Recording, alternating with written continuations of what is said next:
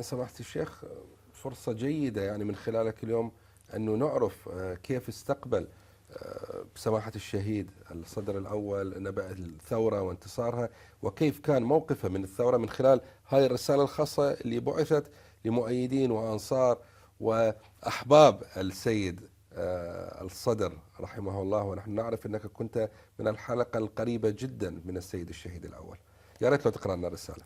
نعم، حقيقة هي يعني الرسالة هي عبارة عن أيضا يعني تاريخ كان لنا مع السيد الشهيد الصدر في قضية مواكبة ثورة الإمام الخميني، يعني من أيامها الأولى، وكذلك في وجود الإمام ومواقفه في النجف. نعم. كان الإمام الشهيد الصدر كان له موقف خاص مميز يختلف عن البقية واضح جدا. نعم.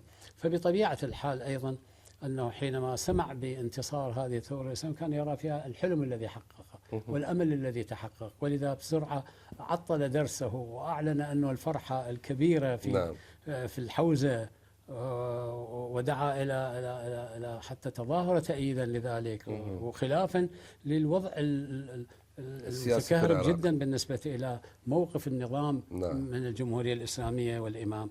على أي حال، فكتب إلينا تلك الأيام هذه الرسالة وأبعثها علينا، أقرأها لكم بنصها وبخطه أيضا الشريف. بسم الله الرحمن الرحيم. أولادي وأعزائي حفظكم الله بعينه التي لا تنام، السلام عليكم جميعا ورحمة الله وبركاته.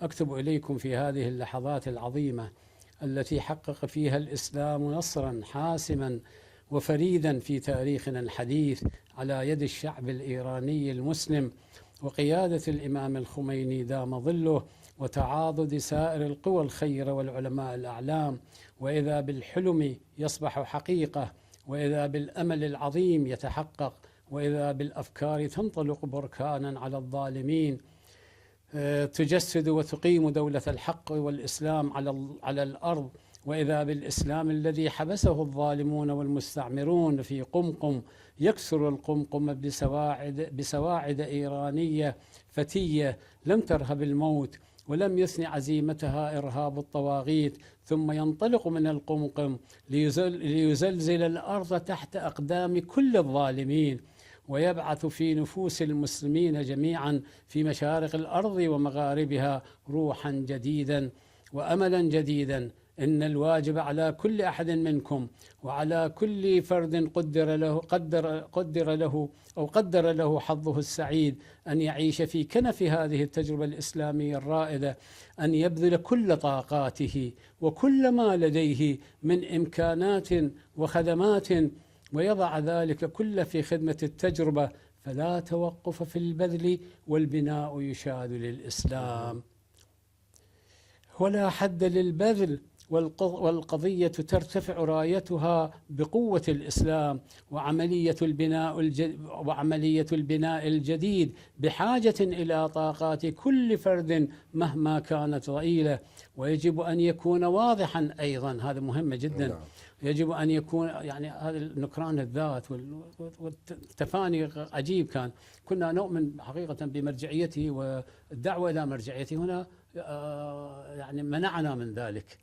ويقول ويجب أن يكون واضحا أيضا أن مرجعية السيد الخميني التي جسدت آمال الإسلام في إيران اليوم لا بد من الالتفاف حولها والإخلاص لها وحماية مصالحها والذوبان في وجودها العظيم بقدر ذوبانها في هدفها العظيم.